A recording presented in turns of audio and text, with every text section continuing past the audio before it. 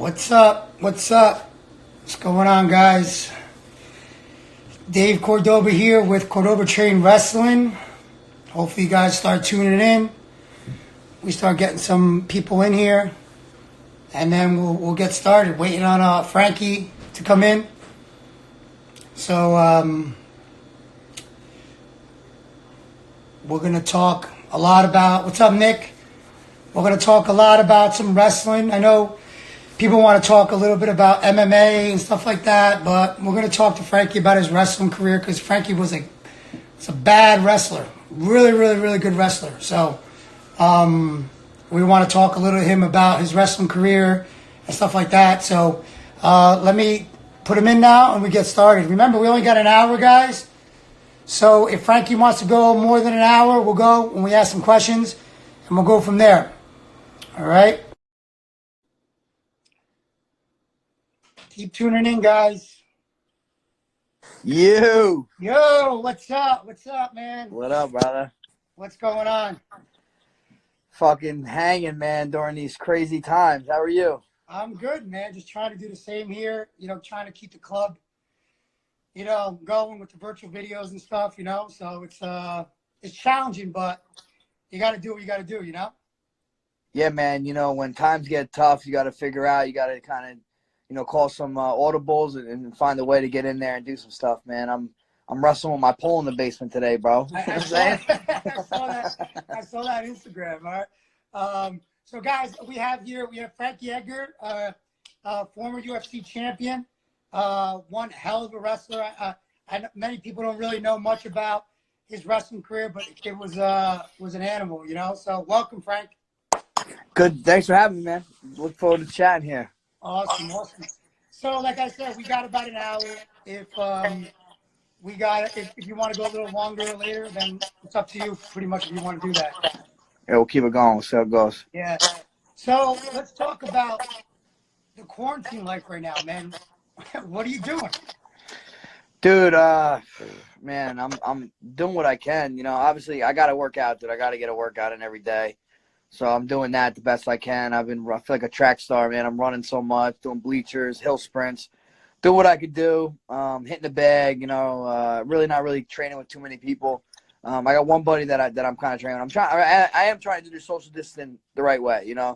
I've really been only around my family pretty much, my immediate family. And one training buddy, we got into a monogamous relationship so we could train a little bit. No, I hear that. The thing is, like, all these professional athletes are all in the same boat.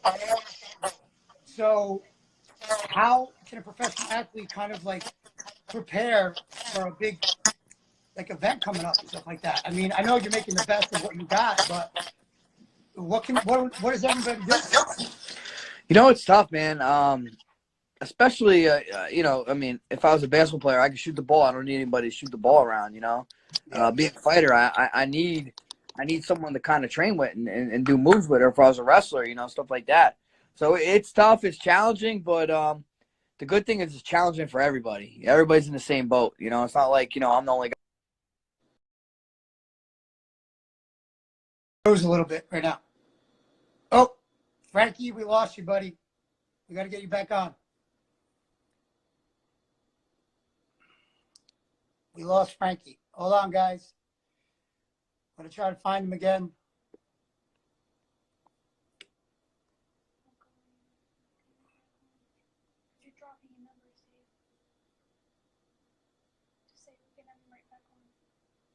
We'll get Frankie right back on, guys.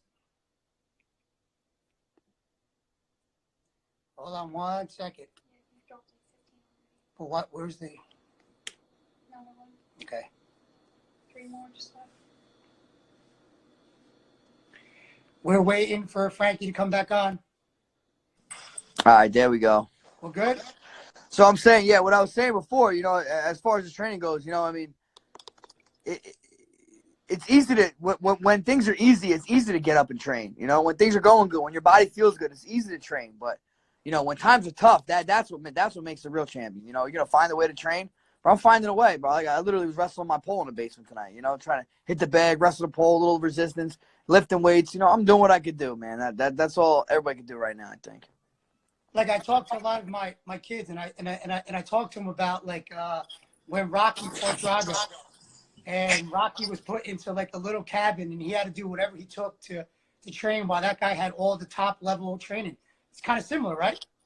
Absolutely. You know, these guys, like I said, when it's easy, everybody, you know, it's like, you know, everyone says, what separates you from the next guy? You know, everybody trains hard. You know, what are you doing to separate yourself from the next guy?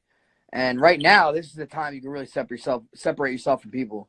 And you know, the champions put the work in the gym when nobody's watching. And here, this is the time right now more than ever. Nobody's watching you. What are you doing? You don't got a coach on you. You don't got your teammates on you. You're getting up in the morning, look at yourself in the mirror. What are you willing to do? What are you willing to do? How much work are you willing to put in whenever during this crazy times?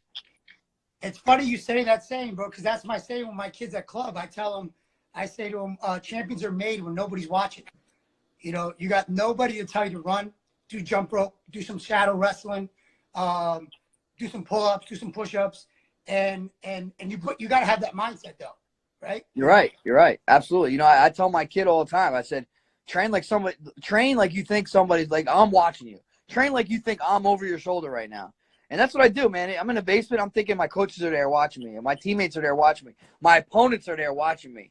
That's why I'm going to put this work in the right way. Yeah. So do you have anything like coming up soon that you think of? Or? You know, before all this, you know, kind of went down, I was looking to get in there in June. Nothing was I didn't sign any battle agreements or anything, but June was looking like it. Now, who knows? You know, who knows what's going to happen? This Ferguson fight doesn't look like it's going to happen, so I'm sure it's going to put a lot of us on the back burner. But, you know, I want to get in there this summer for sure. And I know you got a big family. You got 3 kids, your wife. You're in quarantine with them. How's that going? It is not easy, my friend. My kids are definitely high energy. We turned into teachers. I mean, more so my wife than me, man. I'm not really the most patient guy. So, you know, we're helping with schoolwork best we can. It's tough, man. These kids are a little stressed out, and I keep telling my kids, you know, I keep seeing these memes like, yo, don't worry about it. Like, you know, if you're a parent out there listening right now, like, don't worry about teaching your kid. Just spend some quality time with them, because that's going to matter more than anything. But you got to admit that right now, I've never seen families more closer in my life than they are right now. Yeah, this is a unique time, man. I mean, we kind of are stuck with the people that we live with, and I've definitely gotten closer to my family this past 2 weeks for sure. Especially my daughter. You know, she's 5 years old, so being with her has been great, man. It really has. I feel like we got closer these past couple of weeks. You know, I have a unique job where I'm definitely around a lot, but I do travel here and there. So it's nice being, you know, every day, waking up with my kids, going to bed with my kids. I mean, I usually do for the most part, but as far as being with them all day long, I mean, it's definitely unique for us. Is your daughter going to? I don't think so, man. She's not into it. She does jiu-jitsu right now. She's doing jiu-jitsu, but we'll see. I don't know. She's into jiu-jitsu, so that's cool. I mean, she has the Edgar attitude, man. She does. She's a little bit of the Edgar attitude. She's got the bitch of her mom in her a little bit. Yeah. No, I mean, you know, it's good that you get to be with your family. It's good that you get to enjoy this time with them. Everybody across the globe is doing the same thing. Everybody seems to be in the same. Everybody seems to be in the same kind of mindset, you know, and you know, we'll get through this eventually, and I think we'll come out stronger. To be honest with you. I think he's gonna. Frank, I think you might be in a little bit of a zone where we're having a little. Let me move to a better area. Here. Let me move to a better area. Hang on a second. All right.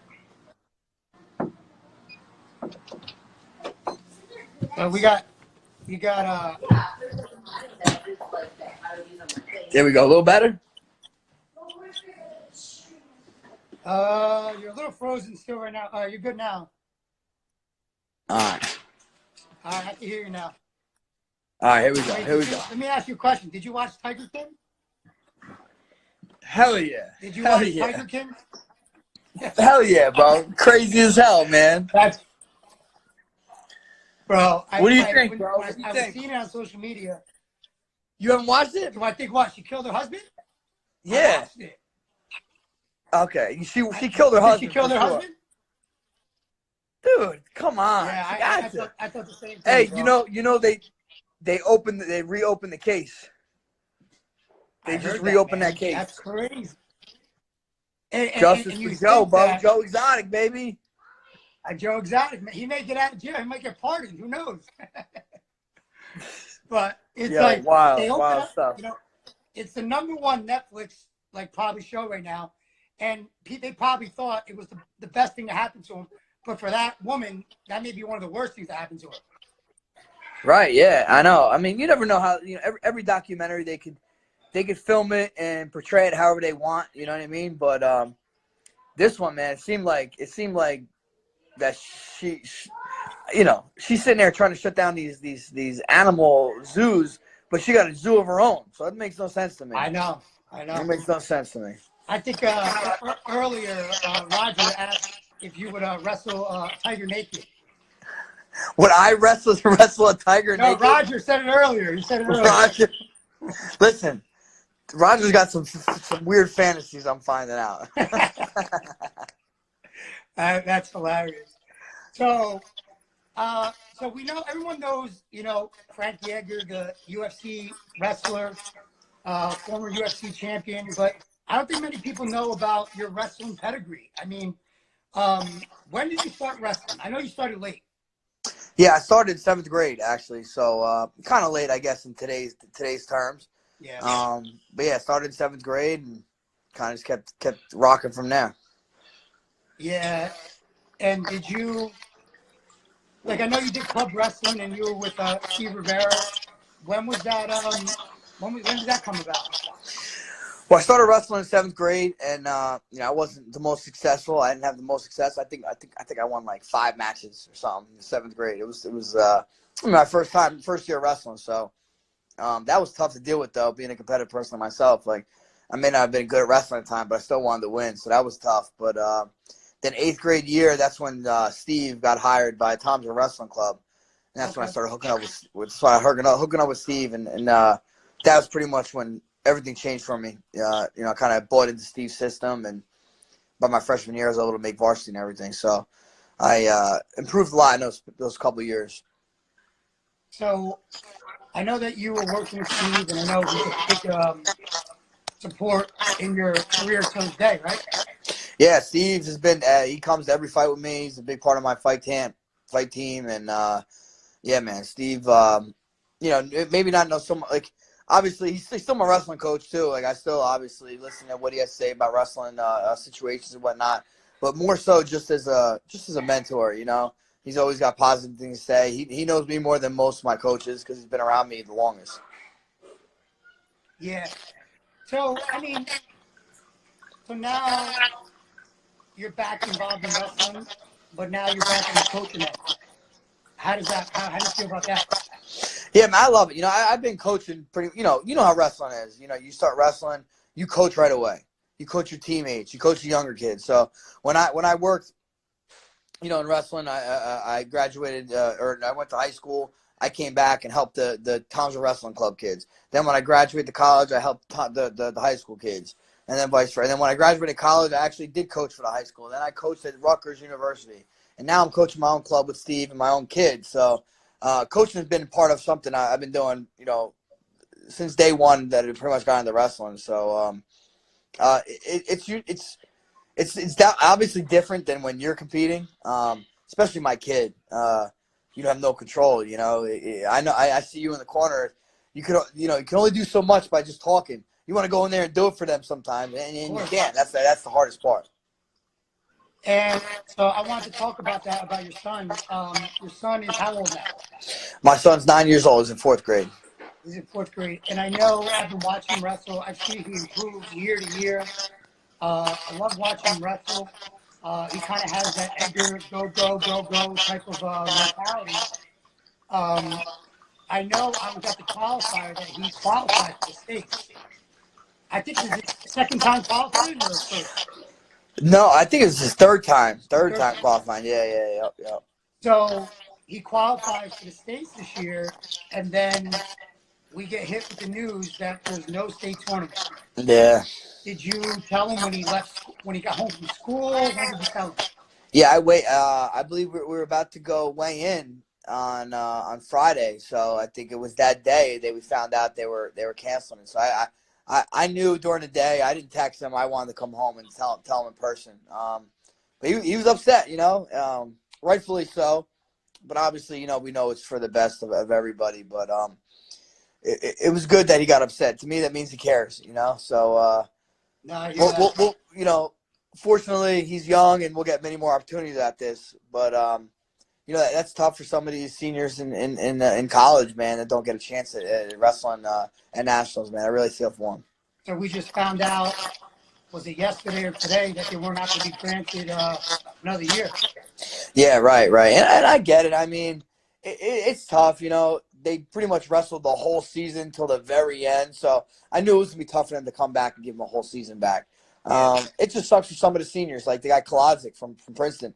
He was redshirting until fucking 2 weeks before he pulls out, and now he's going to lose the season. That's like they need to have like some special circumstances and give that guy another year. That's He's a special circumstance. He should definitely get another year. Right. 100%. 100%. Yeah. So I mean, it just. I mean, or how about Spencer Lee, man? That guy's good chance he could be a 4-time national champ, and now it's gone. Well, the good thing is if it's any type of satisfaction, if you got the Hodge, Yeah, true. But you want to go there, you want to go win that shit. You know what it is, man. You want to go and compete and feel like you did something. So it sucks for these guys, but again, it's not like we're the only ones in this boat. Everybody in the world is in this boat, so that makes it the blow a little less. So it's funny how like the world goes round, and now Steve Rivera is coaching your son. How does that feel? It's awesome, man. It's great. Like everything comes full circle. Steve, Vinny Delafave, who I coached, he coaches my kid. Vinny Petalino, who I trained, who I wrestled with, he coaches my kid. So it's just cool, man. I take a back seat. When they're there, I put them in the corner. I sit in the back. I watched. I saw that. Of course, I yell from the side. I can't help it, Yeah. But it's just, I'm not gonna be there. I'm not gonna like. A lot of these dads, they don't realize, like, yo, once your kid is in high school and he's in college and he's maybe wrestles past that, you're not gonna coach him. He has coaches for that. So I just want to get in my kid's head, like, hey, man, I'm not gonna be your coach all the way through. So you gotta be able to perform with coaches that are not me. So I kind of deal with this at one level, and you're probably at a whole nother level than I am. But I own a wrestling school now, and I have my nephews that wrestle. And whatever I did in my high school career, people still remember. So now when my nephews go to a wrestling tournament, when their name on the bracket's on there and it says Cordoba, people already automatically think that they're like superstars. And they're not just yet. They're my one nephew, I'm just happy he's even wrestling. The other one is going to be a hammer. But it kind of puts the pressure on them that they got to live up to the name Cordoba. And I kind of, in a way, feel bad for them. But I know in time, it may not be now, but later, they'll catch up. When your son has the last name Edgar, you're at a whole different platform. And you may have some haters out there who feel some type of way about you, that they're like, we want to beat him because that's Frankie's son. Does your son at this age understand that yet? Or does he not understand yet? No, he does. I think he does. Steve's that's why it's so good to have Steve, as my mentor, my coach, and my one of my best friends, is he went through it with Sebastian, Steve was obviously, national champ for Trenton State, and then Sebastian comes up and Steve has the club. So everybody's obviously looking at Sebastian to be great or looking at him to lose, so Steve kind of dealt with this in a fashion himself. So Steve has talked to my son about it and this and that. You go to tournaments and like a bunch of people are gathering around the mat to see my kid wrestle. And why? Just because they want to see what this kid's got. And And I tell my kid, like, hey, this is your career, man. I'm going to love you. I sat down all my kids, actually, because it's tough. You deal with wrestling parents. And it's tough not being a wrestling parent, even knowing all that I know. And you get caught up in the Joneses and you want to push for your kid and this and that. So I sat all my kids down. I said, listen, I told my son, Santino, who wrestles, like, if you never score a double leg, I told my son Francesco, who plays baseball, if you never hit a single, I told my daughter, who does gymnastics, if you never hit a tumble, I'm going to love you no matter what. So you got to do that. You have to want to do this for yourself. I know people are going to compare you to me and to our name and whatnot, but this is your life. I've done my life already. I mean, I'm still doing my life. I'm still in the trenches. So, you got to want to do it for yourself and don't listen to all that noise on the outside. It doesn't matter. They're their own person. I mean, it's a little different from you because you're at a wrestling tournament. You got people asking you for autographs. And your son's obviously seeing that. He knows who his dad is. Now, and not to say that you love your fans. I know you love your fans. But you're at a wrestling tournament to really watch your son wrestle. How does that feel? Yeah, I mean, it's tough, like all the dads that beat my kids and whatnot, or they all want to come up to me and say hello. It's kind of funny, I'm at the point where I'm like, bro, do you want to wrestle, motherfucker? You know what I'm saying? Yeah, I mean, like, again, he has kind of big shoes to fill as far as, living up to the name. I know that, Yo, Dana White's listening, bro. He said the audio fucked up. It's my audio, but I don't know how to fix it, man. It's your audio. Your audio's fucked up. This guy got this guy, Dana. This guy's fucking. People been telling me my audio's messed up. I don't know whose it is. Is mine or yours? Nah, I'm good, bro. He said it's better now. It's better now. We're good. All right. People keep saying it's good. Okay. It's like going in and out. In and out. Yeah, I guess. Listen, if you guys, if it's a little messed up, then we'll fix it. So Dana White, if you're still on here, if the audio goes out, let us know. So my thing is, so your son has to, kind of fill the Edgar name, and I've watched him wrestle, and like I said, he definitely has what it takes. I think he's going to be a stud one day. I really do look forward to seeing his career. And he's obviously started a lot younger than you did. And do you feel like his progression is where he should be going? Yeah, I do, man. It's tough to say. This game's a long haul, man. I tell a lot of these parents and kids, I'm like, dude, you're 8 years old. I'm 38. You can still be competing 30 years from now. You never know. You never know what road someone's going to take. So, I feel like my son Santino is where he needs to be right now. Of course, you always want the more out of your kid, and you think highly of them. But I do think he's going in the right direction. But the most important thing is he has to want to do this. I can't want to do this for him. And a lot of parents, you know more than most, a lot of parents live through their kids.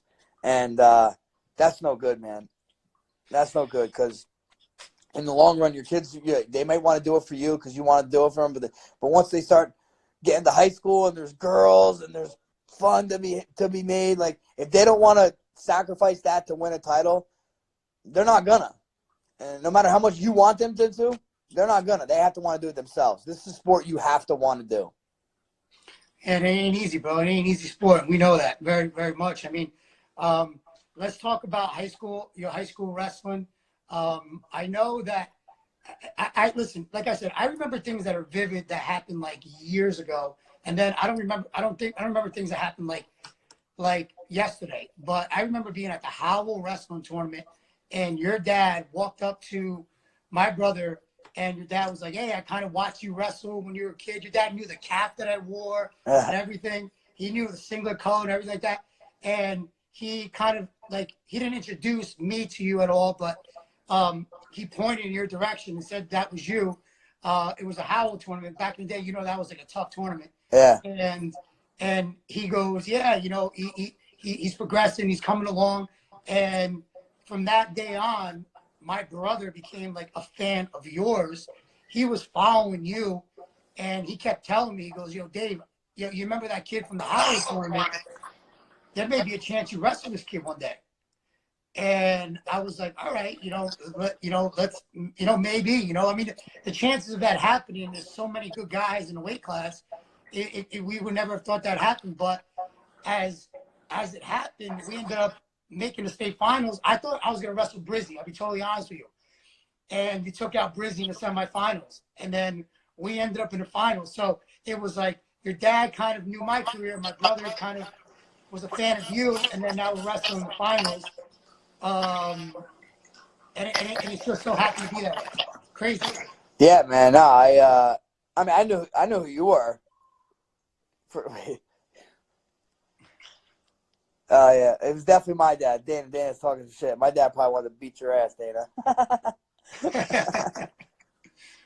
Yeah, no, I remember that, man. It was like, to me, you were the buzz. You know what I'm saying? Like, I mean, you wrestled Brett Taylor when you were a freshman. Yes. And that was my guy. He was like my training partner.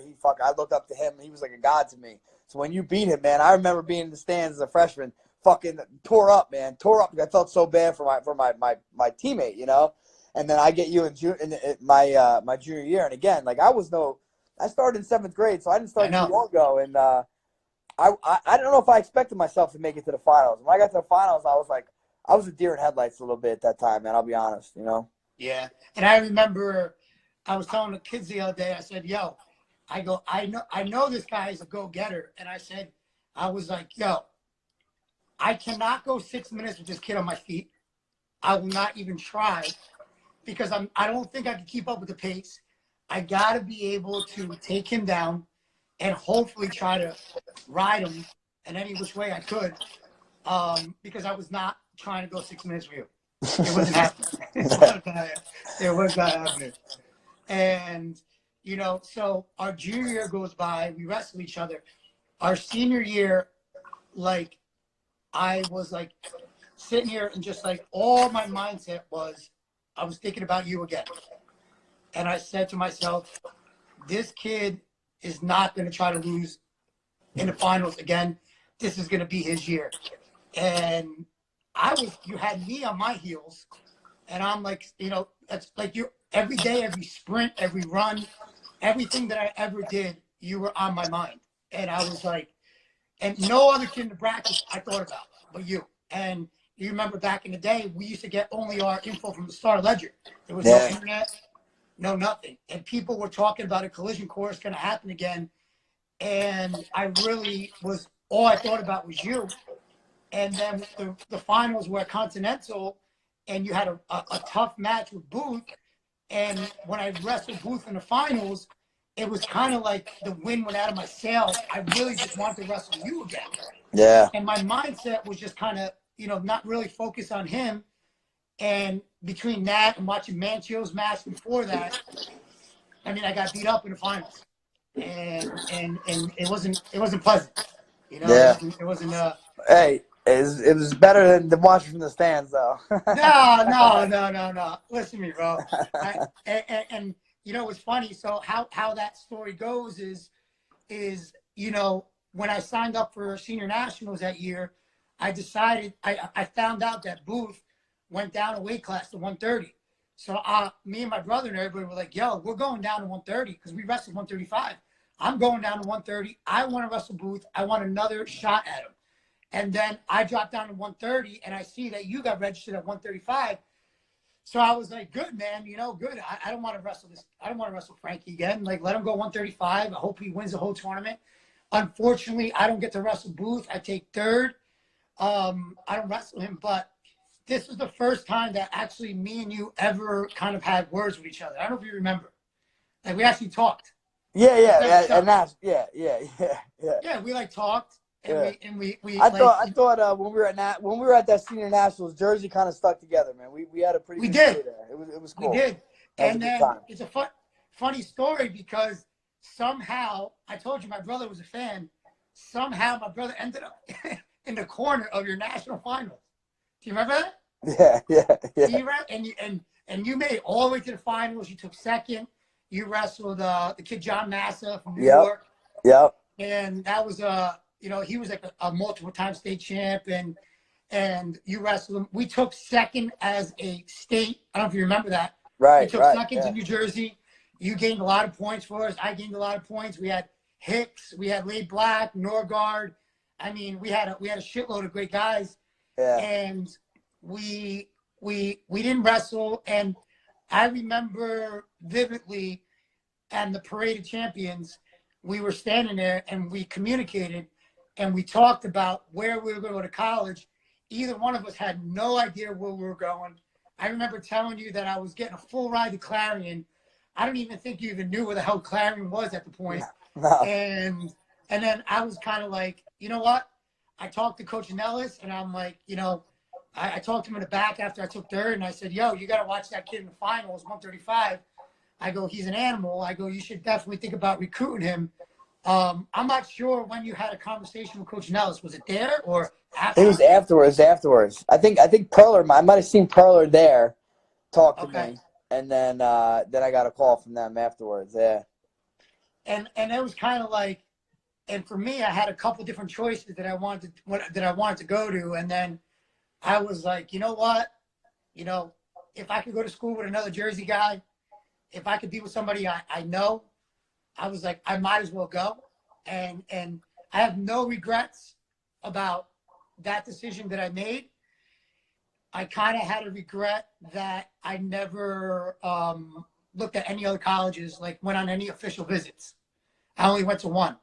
And I think we would have went the same time to the visit. I don't know. Did we at the same time? No, I think we did visit the same time. Opposite times, right? Yeah, yep.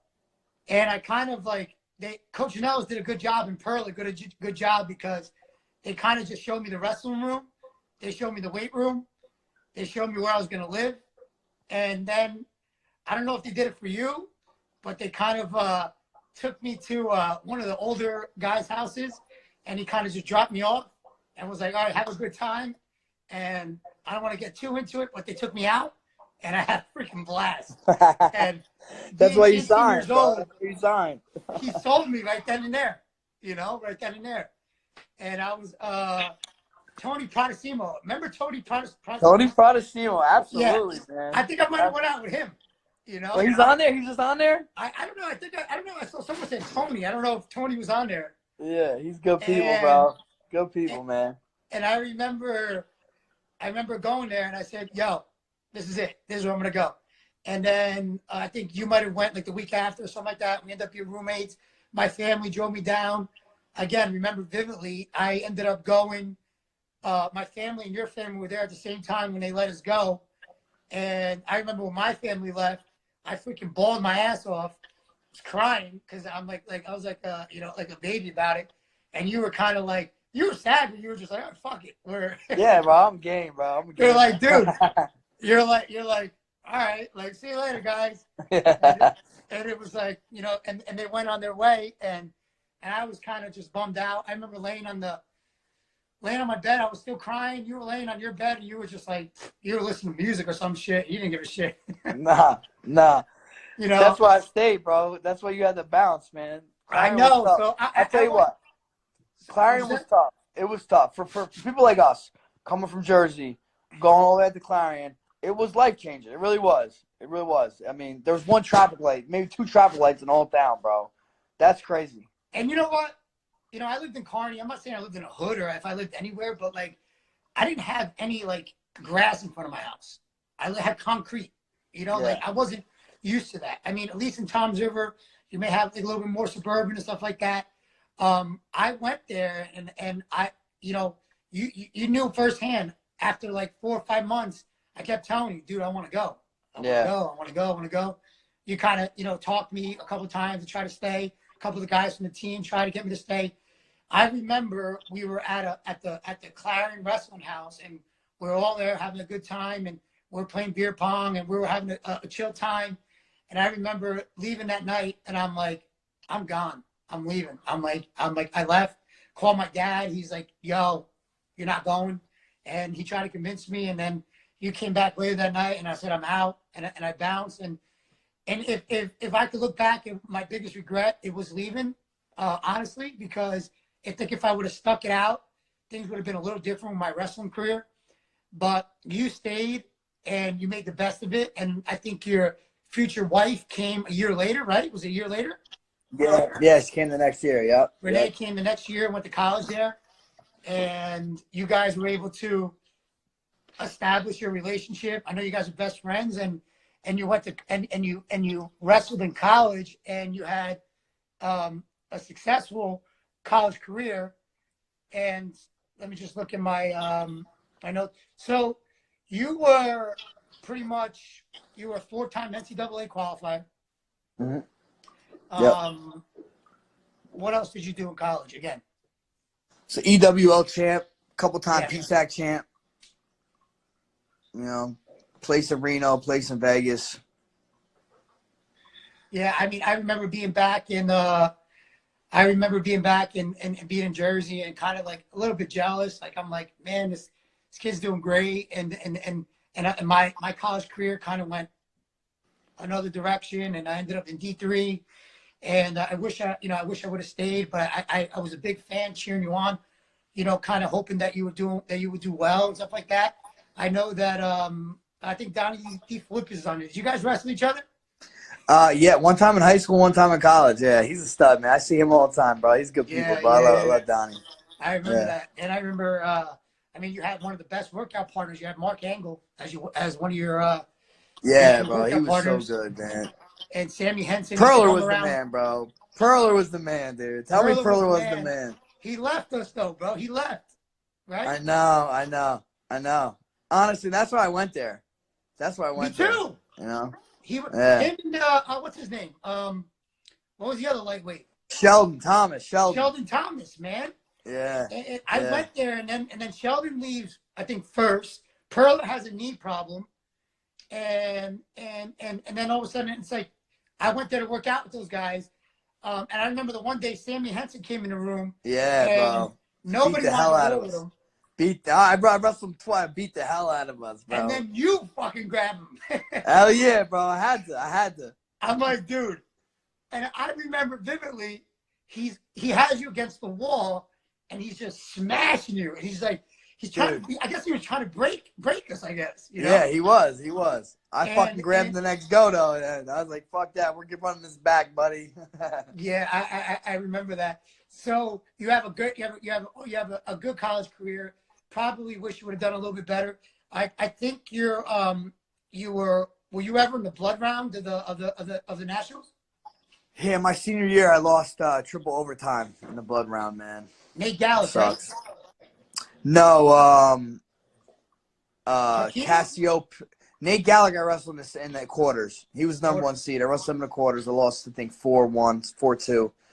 And then, then I wrestled back. I remember I was in the blood round against Cassio Perry, a guy that I beat earlier in the year. I thought for sure I was going to beat him. We're in triple overtime. I was going a drag go behind. And fucking slipped off his back, bro, and got taken down. That was it. So, a little depressing. Where was Cassiope from? Illinois. Oh, Illinois. Okay. I don't know why I don't remember that match. I really yeah.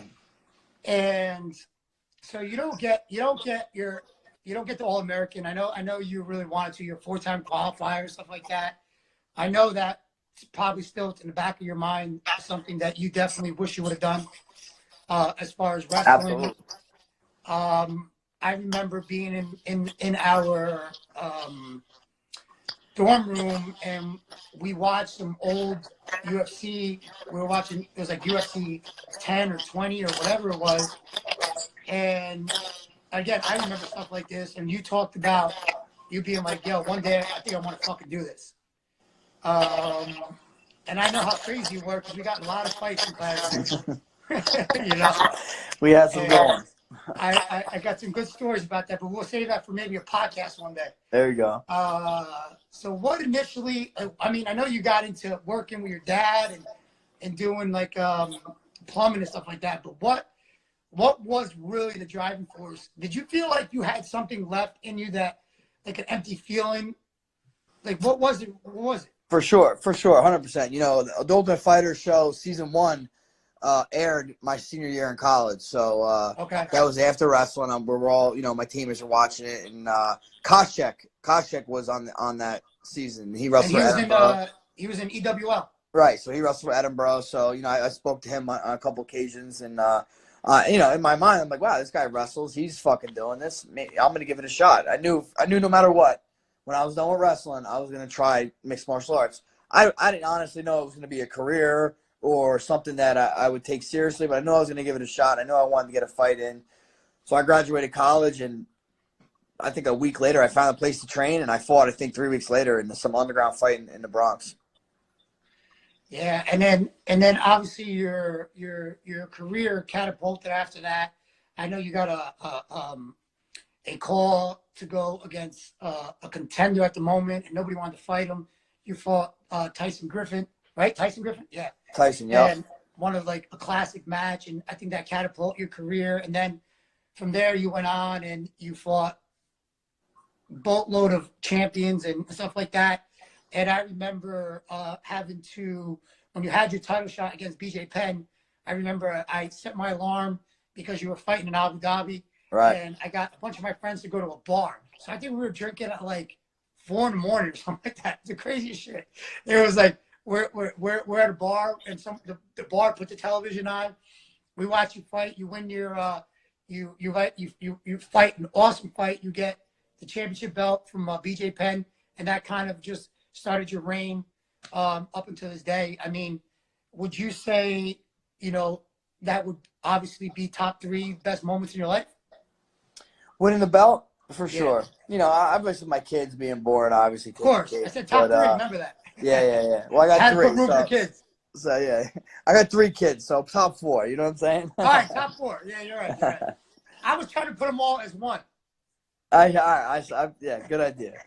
But, yeah, no, man, it definitely, especially, my wrestling career, I set lofty goals for myself always, and I never really achieved what I set out to do, being a state champ, being an All-American, national champ, whatever. Like I said, I set the highest goals I could. So to finally get that world title was it was big, man. It was emotional for me. Yeah, that's definitely something I'll never forget. So let's fast forward to where you're at right now, and you had multiple. You're dropping down a weight class. You haven't fought in that weight class yet. You get the call to fight the Korean Zombie at 145, and you got to go all the way out to Korea. And again, you don't make up excuses for anything, and you're kind of like, all right, I'll take the fight. You go out there.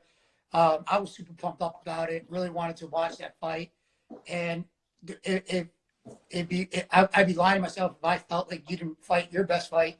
But he was prepared, he was ready, and the fight obviously didn't go the way you wanted to. How'd you feel about that?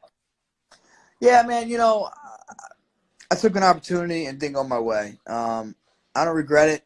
I wouldn't change anything. That's the type of person I am. I'm always willing to put on a line, and I'll fucking continue to do that till I'm dead. That's just the person I am. But what I need to do is I need to put myself in a favorable position to make sure I win my next fight. And I'm already always.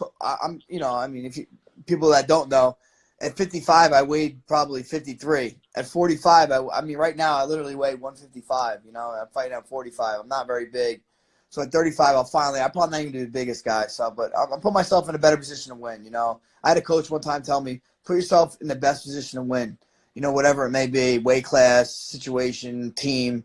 So now I need to do that. I was ready, kind of stacking the cards against myself, fighting bigger guys, then taking on short notice. But again, that's the greater the risk, the greater the reward. And I was willing to put that on the line. It didn't work out for me, but this time around, I'm gonna go down to 35, put myself in a favorable position to get this next win. Yeah, man. Well, I think that it's a better weight class for you. I mean, you were the champ at 155, which is crazy to think about. And then you had a bunch of title fights at 45, and then you're down at 35, kind of like, I don't think you've been that weight since senior year of high school. Right? Yeah, when you wrestled 135, and what'd you weigh? What'd you cut from? What, 35? When I fought when I wrestled 35 Yeah, would you come down in high school? Yeah, Forty? honestly, I was probably weighing the same as I weigh now, but a lot different. You know what I mean? I'm a lot thicker. I'm a lot more put together than I did when I was in high school. You know what I mean? So, yeah, you know,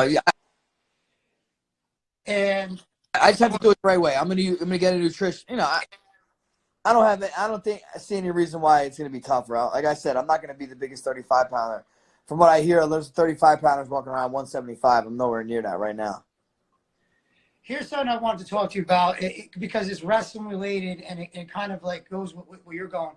I mean, I own a wrestling school up in North Jersey. You and Steve Rivera run a couple, elite wrestling in Central Jersey. Me and Steve Rivera talk a lot about, just people being like, just believe in your system and kind of believe in like what you teach and kind of be like a one-man army and stuff like that. With wrestling being the way it is here, where kids are jumping from one club to another and here and there, and they're all over. It's kind of hard to get anybody to kind of like, commit to just your philosophy, your system and stuff like that. And wrestling's like that, right? I mean, you're starting to get to know that, right? Oh yeah, absolutely. And Steve's a big fan about like, one guy believing in the system and believing in your coach and believing in that he could get you where he gets you. I mean, look at you. You've been with the same wrestling coach since you're in 7th, 8th grade, and you're about 38 years old. I'm 37 years old, and you're still with the same guy.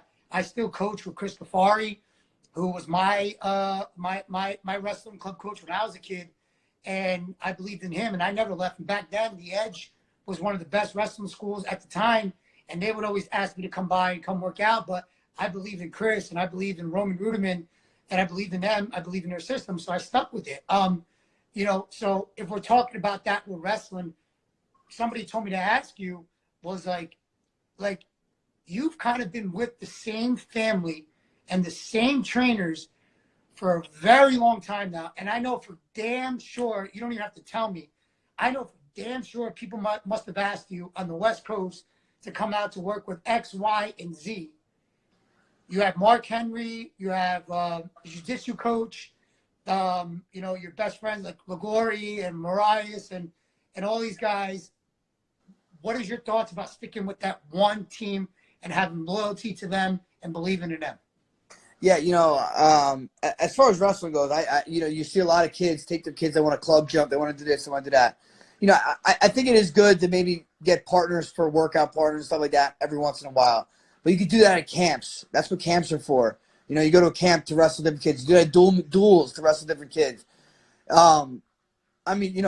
Obviously, I'm a testament to Steve Rivera and his program, and his son is a testament to Steve Rivera and his program.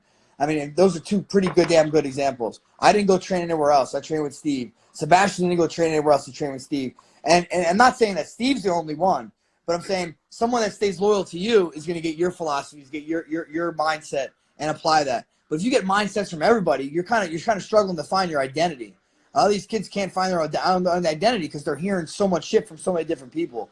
You need someone that you believe in, that you can stick with and be loyal to. That's how I feel. And in MMA, I kind of went the same route, man. Mark has been the only guy I've ever worked with. Ricardo's pretty much been the only guy I've ever worked with. These are the guys that are going to be with me till the end, and we've been successful. So I'm not saying it's the only way. There's a lot of ways to get shit done, but I know this way works. I mean, listen, when I had Jacob Cardenas in my room, I remember times that he would ask me, hey, this guy's working out over here or there, should we get him to come, should I go there to train with him? Should I train with him? And I remember I used to tell him, I'm like, Jacob, listen to me. This is when he was like a sophomore, freshman. I said, when you do something good and you're the top dog, and I go, you're not going to have to worry about going to go anywhere to train with anybody. They're all going to want to come train with you. And I told him that since he was a kid. And that you started to just stay where you were in Jersey and base in Jersey. And from where you started to where you're at now, I mean, you got people that came from Brazil, from all over the country that want to be part of your team. Same philosophy, right? Like you build absolutely. Your legacy and that's it, right? I mean, if you build it, they will come. You know what I mean? Exactly. And if you build the right environment, the right atmosphere, the right mindset, the right technique, people are gonna follow, man. People want to win, man. If you act like a winner and you perform like a winner and you practice like a winner, you're gonna be a winner, man. And people are gonna follow, and you know that's huge. Let's talk real quick about Sebastian Rivera. I mean, Steve's son. I mean, kid's an animal. I'm a huge fan of his, and I don't know if you've spoken to him directly or not like that, but I mean, what's the feeling going on? I feel terrible, bro. Really. Yeah, it's rough, man. He came on at the right time of the season. Obviously, he was injured halfway through. Came on, beat friggin' Seth Gross, beat RBY. Pretty much number 1 seed in Nationals. He was number 1 seed last year.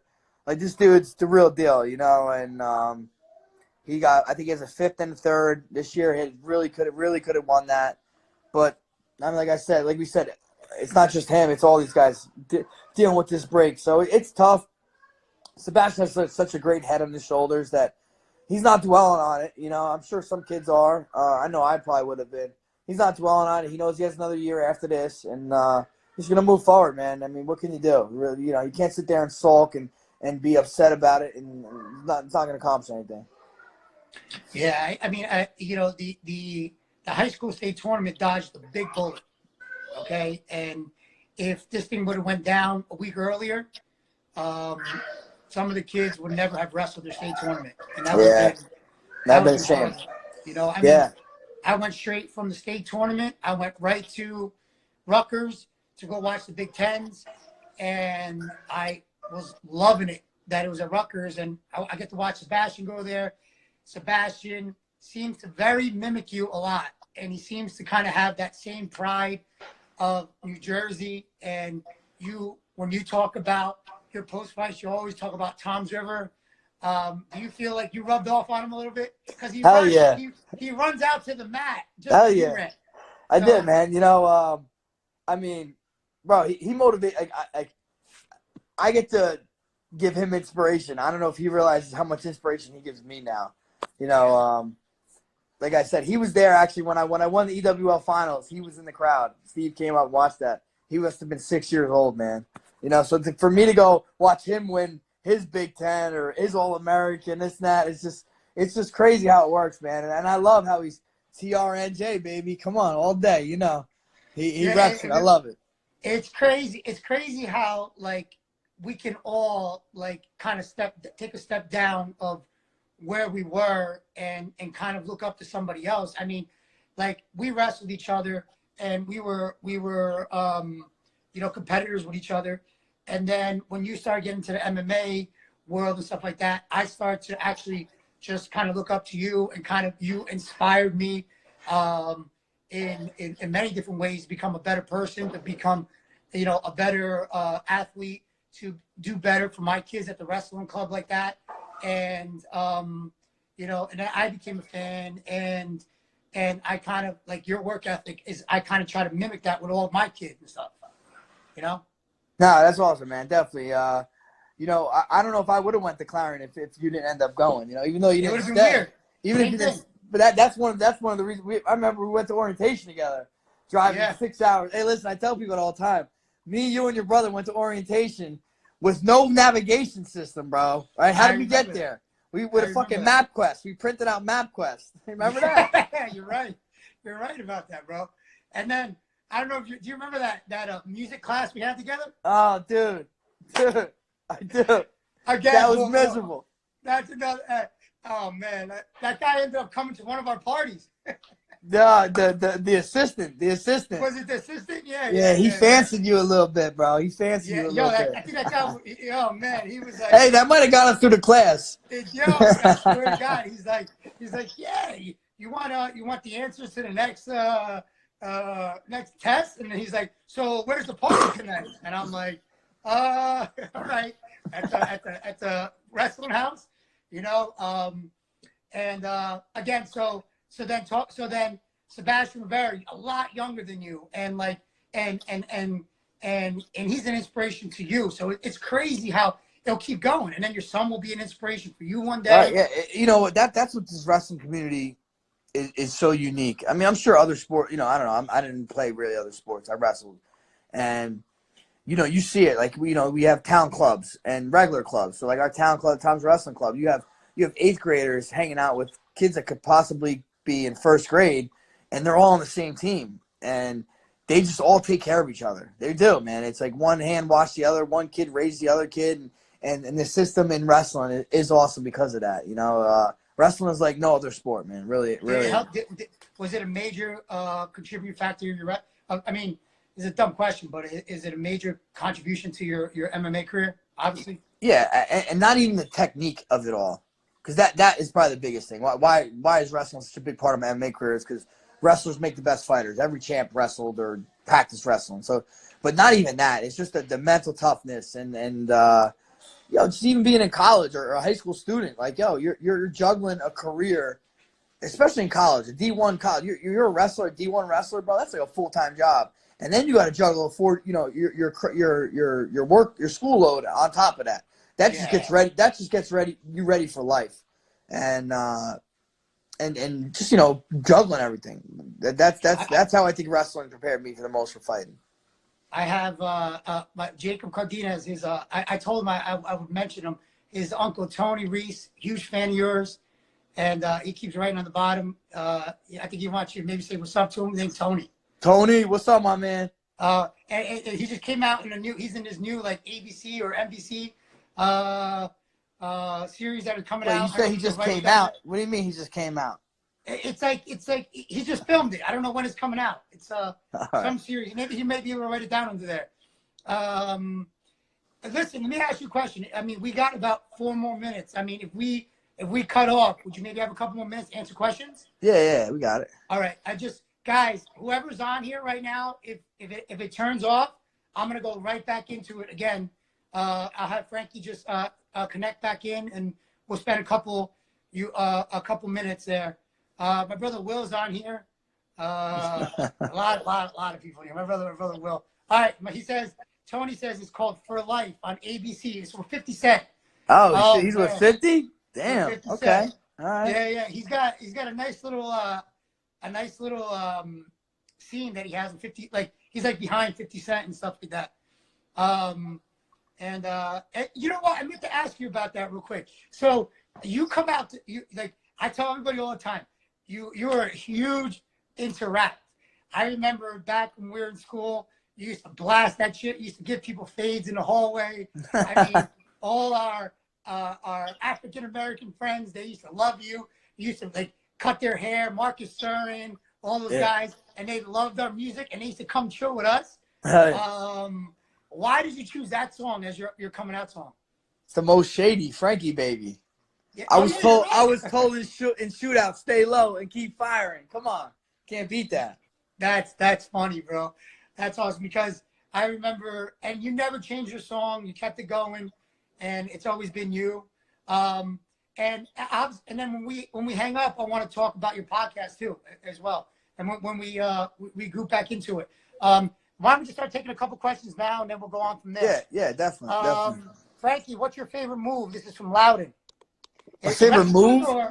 I don't know if we got a favorite move. I mean, in MMA, there's not like a favorite move, but maybe in wrestling, a high crotch. I was a high crotch guy in wrestling. I remember that. Yeah. Frankie used to cut hair. Yes, he did. I did, bro. I'll cut you up for a small fee. Yeah. We used to get all these white kids from central Pennsylvania. Never got a nice fade. Frankie was chipping them up.